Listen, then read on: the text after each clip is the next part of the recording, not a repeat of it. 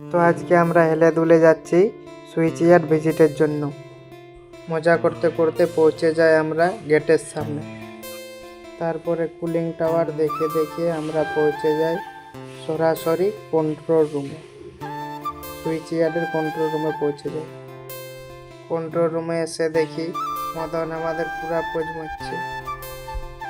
ছাদে উঠে দেখি গোটা ছাদটা সোলার প্লেট বিছানো আছে। কেউ মাস্টারের কথা শুনছে, কেউ ছবি তুলছে। যেহেতু আজকে ক্লাসটা ছিল একটু বোরিং টাইপের। হরিণের সাথে ছবি তোলার পরে আমরা সুইচইয়ার্ডের দিকে এগিয়ে যাই।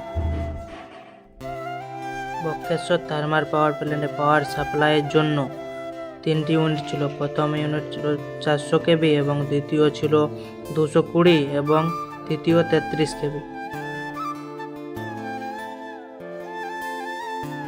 প্রথম ইউনিট থেকে আরামবাগ এবং জিরাটকে পাওয়ার সাপ্লাই করা হয়।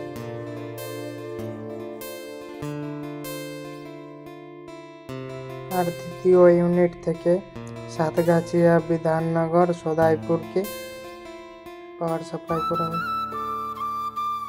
তারপরে এখানে একটুকু ভাব দেখানোর পর আমার ব্লগটি এখানে শেষ করছি। দেখা হবে ফটোর ব্লগে। Thank you.